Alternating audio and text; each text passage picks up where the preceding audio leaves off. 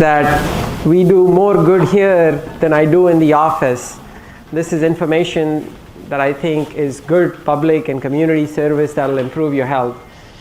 I also want to take a minute to thank the entire Clear Lake team, because the minute they found out that this was a problem, they came in here in huge numbers and reset the room for us. So yeah, let's give a big round of applause for them.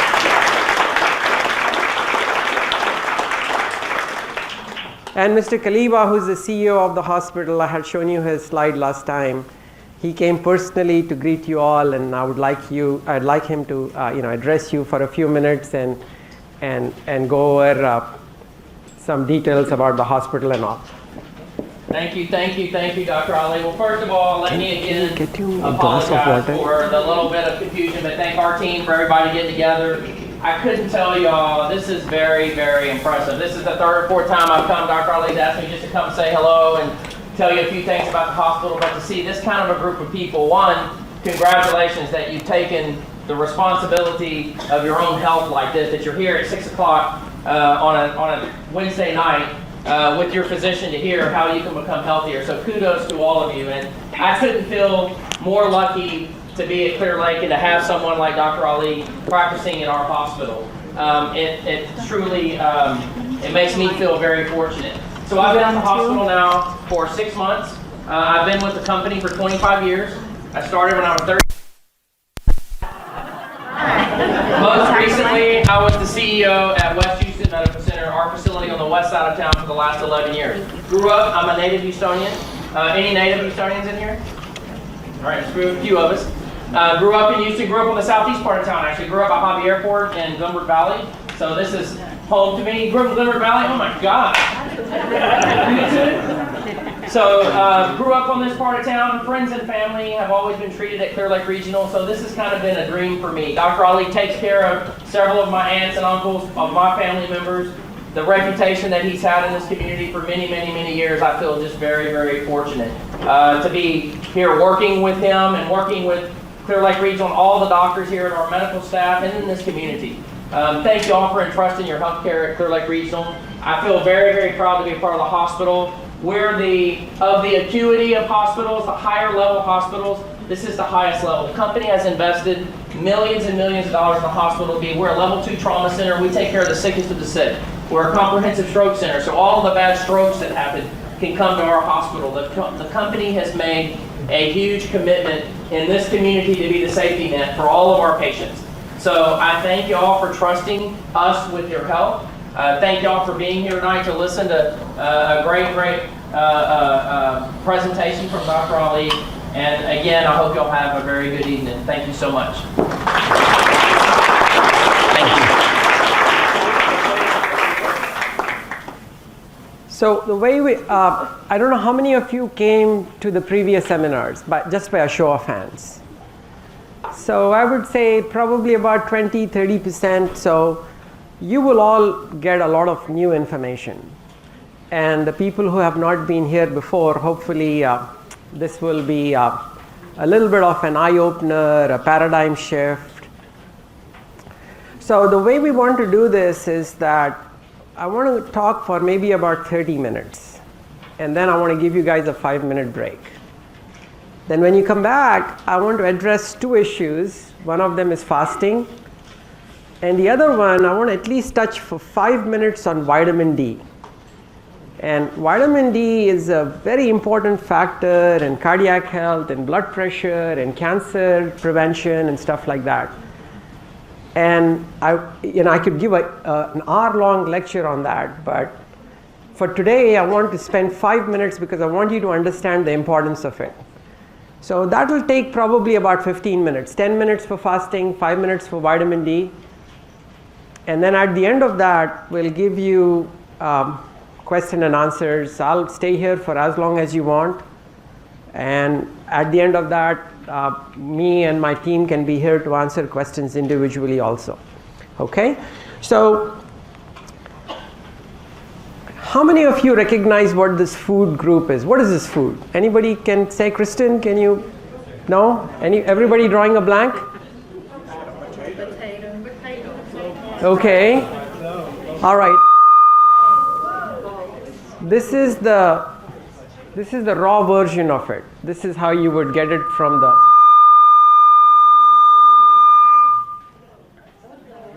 Has our audio guy disappeared? Hey. I went to the back room. Okay, so anybody recognize that? No? Okay. So that's what it is. Now, can you guys now read it? That's what's called foie gras, right? That's what is foie gras? Does anybody know what it is? Do you need help? So it's goose or duck liver. And how do you make that? Yeah, you buy it. So this is what you do to the duck. You take the duck and you put a tube down into its stomach, and what do you give it? Force feed. But force feed what? Grain.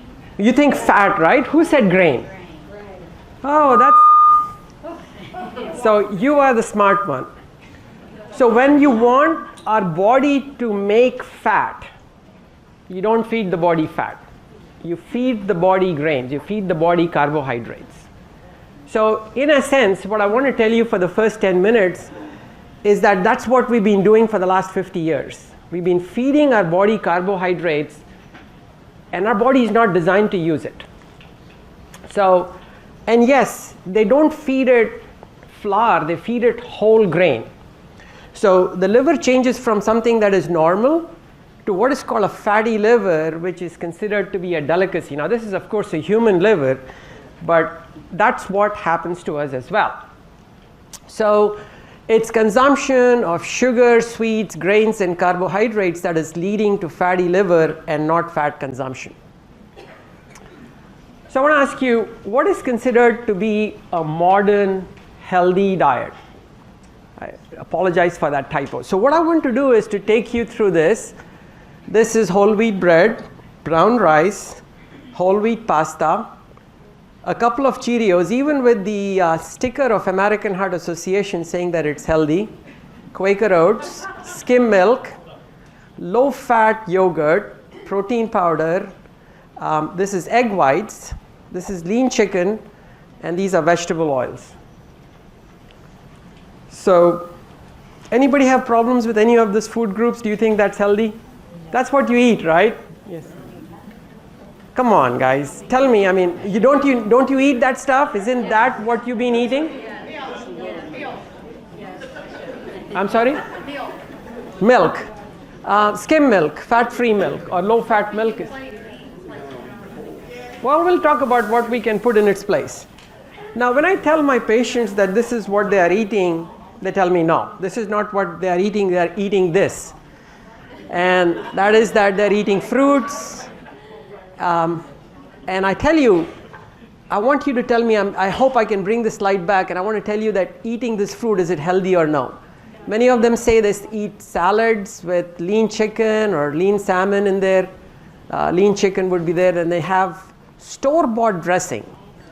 Orange juice, many of us drink soda, sometimes diet soda. What is this? This is margarine, right? And almost all of you will tell me, nah, I don't eat any cookies and cakes. So diet high in carbohydrates, about 50 to 70%, whole grains, fruits, vegetables, lean meat, and we try as much as possible to eat a diet that is low in saturated fat. Isn't that correct? I mean, okay, good. All right. Now, this is the food you say, no, I don't eat it. Many of my patients come back and say, I don't eat white bread, white bun. This is gravy and biscuits. Absolutely no. Pita bread and my two favorite sweets before, tres leches and tiramisu. And so we think that we eat less of this, or very uncommonly, but mostly self-deception, because when I ask the wives, they say, I know this doc, he eats a lot of this. Now, if I ask you this, you will say, I'm scared to eat like this. Okay? So what is out there? Out there, you would say, I'm scared to eat the lard. This happens to be pure lard, but if you are not very rich, you can buy the regular lard. So I'm not advocating that if you don't have money to get grass-fed butter, pure lard, grass-fed from grass-fed pigs. This happens to be a pretty good cheese. I like the one from France. This is sour cream, organic. There are a few better versions of it. This is chicken with the skin on. This is tuna, this is salmon, this is marbled fatty meat. This is bacon, I don't know. And then that is beef that is at least 20% fat. You can see the fat pouring out of it. So how many of you would say eating like this is bad? Yeah, right? All of you would say eating like this is bad. Okay. So what I hear is that eating like this will lead to high cholesterol, heart disease, strokes, cancers, and some people even have the audacity to suggest that it will cause diabetes because that's what their doctors have told them, that eating fat would lead to diabetes. Okay, so this is considered to be a healthy modern diet. This is the grains and the oils and the lean meat, and this is the vegetables and the fruits, minus some of the items which you say you eat rarely. And for the last 50 years, this is what we've been doing. So really, we think that it's an improved version of what Americans eat. What I have shown you is really not how good you eat, but this is the best many people are doing. Okay, this is the best many people are doing. So when we started this, probably in the 70s, in 1989, about 10 to 15% of the country was obese. When you took people who were overweight and obese, 10 to 15% of the country is obese. Now, roughly 68% of the country is obese. So if I make 3 people stand up, one would be obese, one would be overweight, and one would be normal weight, right? Obesity is body mass index over 30. Overweight is body mass index between 25 and 30, and normal weight would be between 20 and 25. Okay? So how did this diet make us obese? How did the diet that we are eating make us obese? And that is my goal, to convince you not to eat like the way we are eating, but to eat like the way I am suggesting, which you think will cause heart disease. So this is one of my favorite heroes. His name is Andreas Einfeld, and this is what he usually eats. And what you see out there is a big chunk of meat. And that yellowish stuff, what do you think that is? So that's egg yolk mixed with butter. And there are a few veggies to garnish the whole meal.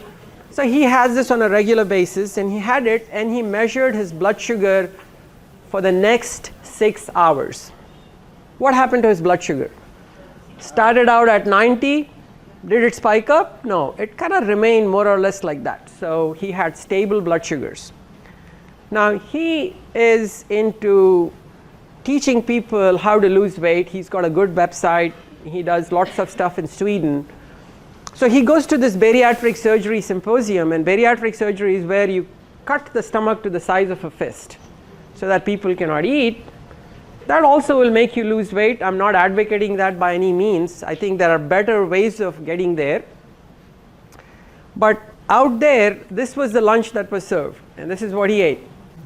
So this is whole wheat bread. It's actually tuna sandwich and an apple. This is what he ate mostly, and he says he avoided these two, the low-fat yogurt and the candy bar. This is what happened to his blood sugar. So you can see that his blood sugar went up into the 180s, and this would be pre-diabetic range. And by about roughly 240 minutes, it actually fell. So 4 hours, it fell, and he was feeling a little hungry. Whereas on this diet, in which there was a lot of fat, the blood sugars remained even keel, and he could go long periods of time without eating. So I've made this very simplistic presentation today, but there are some slides in which I'll have to take you through. So what's happening out here is that this is blood sugar levels expressed as hemoglobin A1C. So what hemoglobin A1C is that it's an average blood sugar over a 90 to 120 day period. We have blood cells in us, they have a protein called hemoglobin, and that hemoglobin gets sugar coated. And the amount of sugar coating of your hemoglobin depends on how high your blood sugar is. So this is a typical American, and they consume a high carbohydrate diet for roughly about 30 years. And the problems with elevation in their blood sugar is very subtle for the first 15 years. So you can see that the hemoglobin A1C is slowly creeping up, but not very much until an inflection point at which the body gives up and the sugars go really high, and that's when you get overt diabetes. Okay? So the sugar is going up just slightly for the first 15 years. And why do you think that is the case? So the reason that is the case is illustrated in this slide, and please don't get too carried away. I'll take you through each of these slides so that you understand them. So this is a normal person. Out here is his blood sugar, and in the open circles is the insulin. So this is in the beginning, the sugars are low, the insulin levels are low. But as time goes by and you start eating carbohydrate rich diet that we've been using and eating, slowly the insulin levels go up at the expense. In other words, the sugar levels remain same, but to keep the sugar levels same, the insulin levels have to go up in order to keep the sugars normal. And the heavier you get, the more pre-diabetic you get, the higher your insulin levels go up, until a point at which your pancreas gives out and you become a severe diabetic. So the first manifestation of eating a high carbohydrate diet is insulin resistance or high insulin levels. In fact, if I take somebody and they are thin, I can almost guarantee that their insulin levels are either low or normal. So this is the work of Dr. Joseph Kraft, and he did this work for about 50 years. And what he showed is that normal people or normal weight people with no insulin resistance have a pattern of insulin release in which before you eat in fasting state, the insulin levels is less than 5. It goes up to about 50, and by about 6 hours or 5 hours, it comes back down to normal.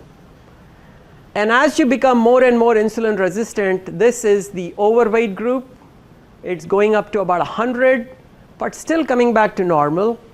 This is the obese group. It's going up to about 150, and it's not getting quite back to normal. And these are people who are severely heavy, who start out at a higher insulin levels. They go up to about 200 and then never come back to normal levels. So why is high insulin levels important? So this slide I have shown you before. This is a young lady, and she has type 1 diabetes, which is different than the diabetes we are talking about. But she injects insulin in one leg one day and another leg another day for about 30 years. And what is on her legs? So that's lipoma. So that's the effect of the local action of insulin in promoting fat deposition. So there is another thing that happens with insulin that I want you to completely understand, and that is that we are designed as perfect animals with good homeostatic control. In other words, if we have excess body weight, excess fat, we should stop eating in the natural state. If we were left in the natural state, we would never get heavy. So this is fat tissue. Fat tissue elaborates a hormone called leptin. This is pancreas that's making insulin. And as your fat tissue increases, what happens to leptin levels? So in other words, you're getting heavier, your fat tissue is growing. What's happening to your leptin levels? Leptin levels go to your brain and tell you, stop eating. You have a lot of fat, you don't need to eat anymore. So you can see that this is what they have done. Fat has gone up. This is a study in which they looked at the amount of body fat and looked at leptin levels, and leptin levels are not low, they are high. The body is responding by making more leptin. But why is it not preventing us from eating? If you ask a person who's heavy, they are hungry. Feel like they are starved, and that's a normal situation in an obese patient eating a carbohydrate-rich diet. So what happens is that in a person who has high leptin levels, who is eating carbohydrates, the high insulin level prevents the brain from seeing the leptin. So leptin doesn't work, you feel starved, you feel hungry, you want to eat more and more food. So insulin resistance is high insulin levels. And I want to take a minute here and tell you, how do we treat this? Because the way all doctors are treating diabetes, including endocrinologists, I think is extremely wrong. It's getting you heavier and more unhealthy. So to show you, this is a person with type 1 diabetic. The type 1 diabetic person makes no insulin. When they make no insulin, they are called sugar babies. They eliminate sugar, they go wasting, they put on no muscle. And until insulin was discovered, they would kind of wither away with malnutrition. But once insulin was discovered and given, they got normal weight. Now this is a diabetic, a non-insulin dependent diabetic, and he doesn't behave like this because the insulin levels are not low, they are high. So what is happening in a diabetic is not the situation that our cells don't have sugar in them. In other words, there's sugar in the blood and there is sugar inside the blood cells. But the diabetic situation is that our cells are filled with sugar because there is an excess of sugar. There is not only sugar in the bloodstream, but there is excess of blood sugar in our cells. So what do we do when a diabetic comes and they have high blood sugar? Do we address the sugar or are we addressing the insulin resistance? What do you think? We address sugar.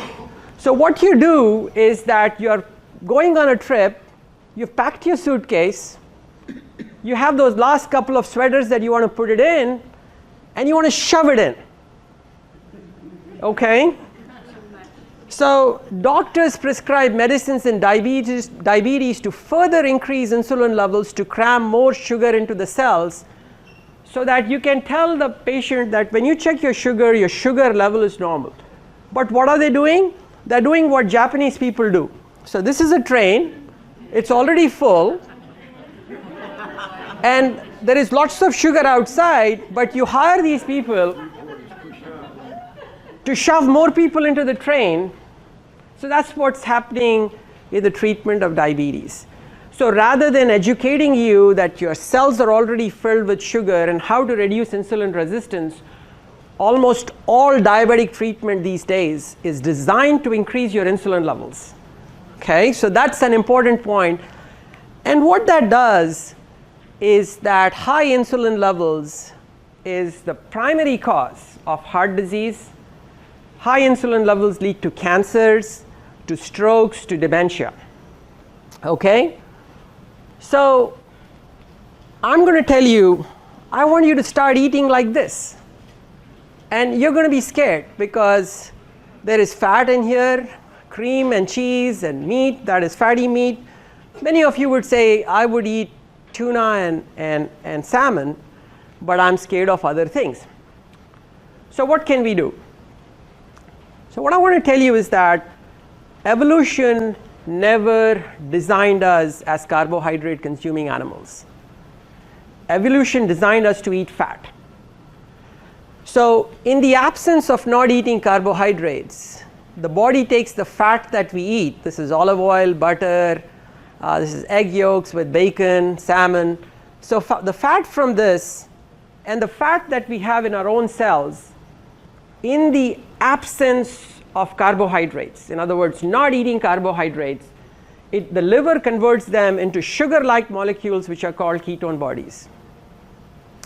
So ketone bodies nourish the brain, nourish the muscle, nourish the heart muscle, and they provide an extremely clean source of fuel burning. If you want to live longer, you need to let your body burn fat rather than burn sugar.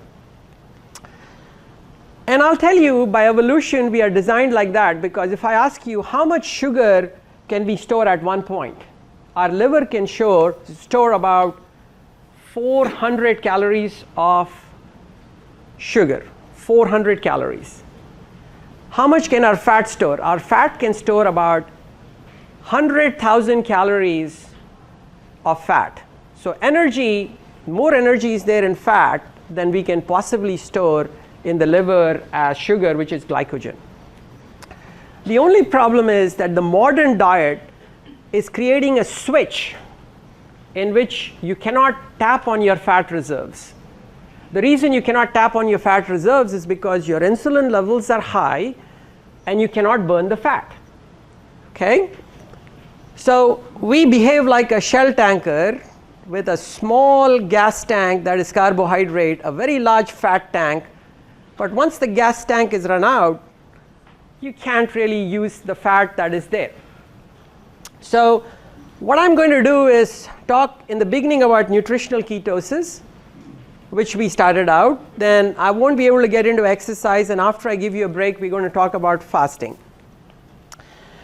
So when you do nutritional ketosis, it's very different than diabetic ketoacidosis. So when you go and you say, I'm trying to become ketotic, your doctor will throw up saying that, hey, you are a diabetic, you're going to go into diabetic ketoacidosis.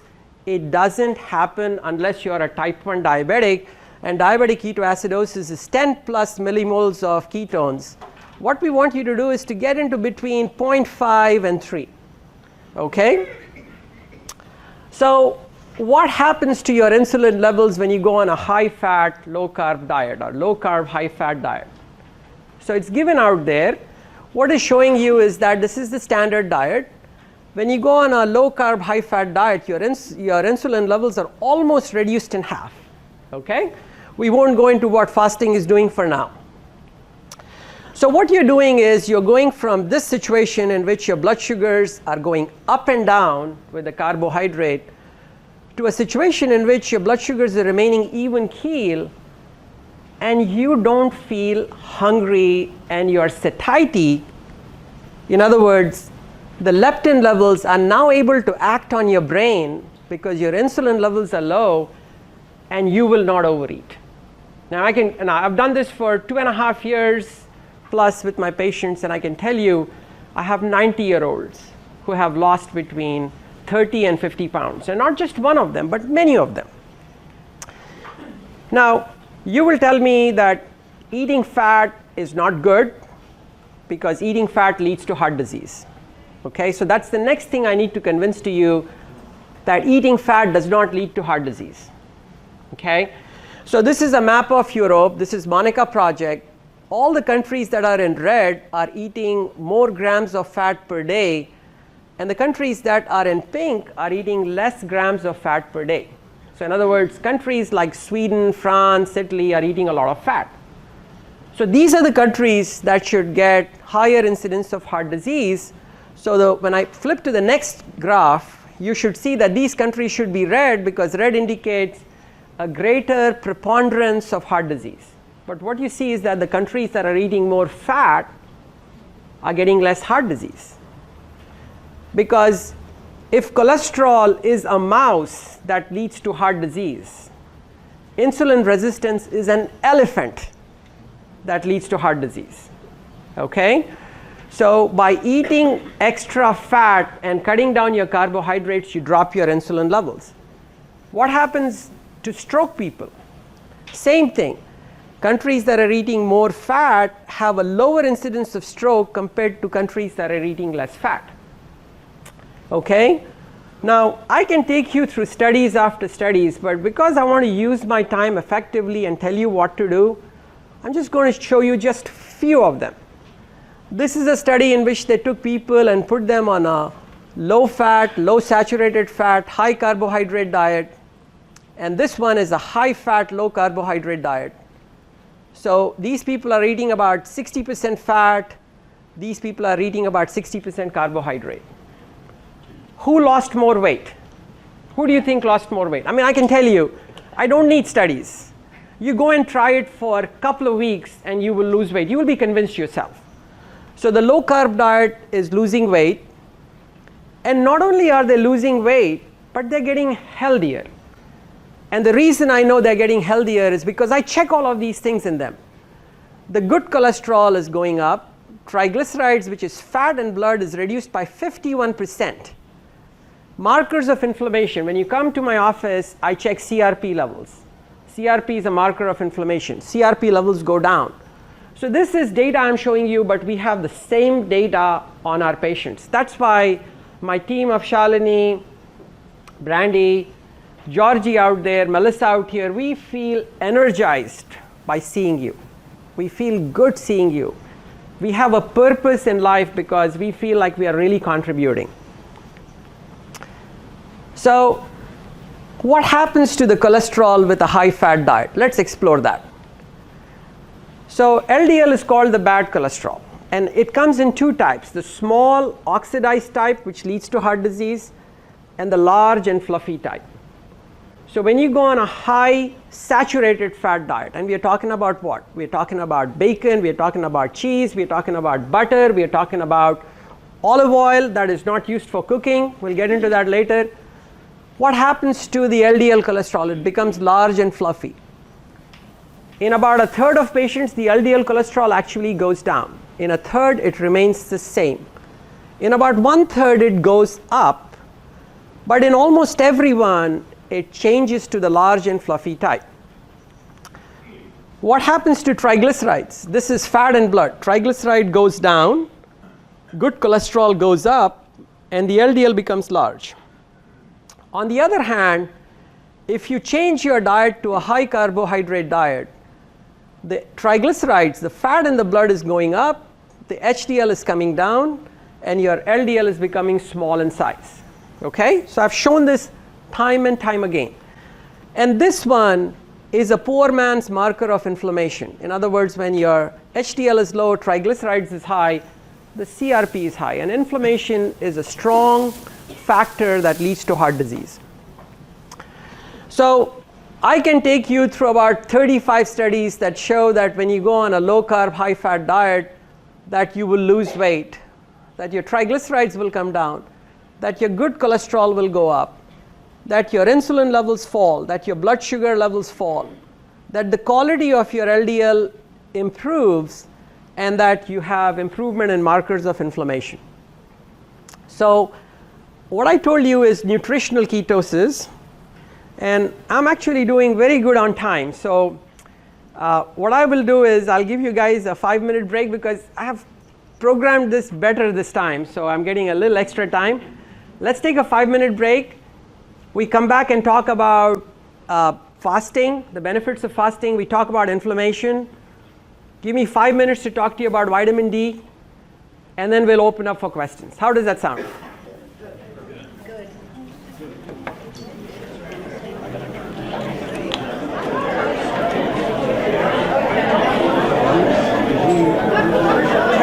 We got to turn this truck down. Brian, Nice to meet you, Brian. I'm a new patient of yours. Oh, thank you, thank you. I've come in from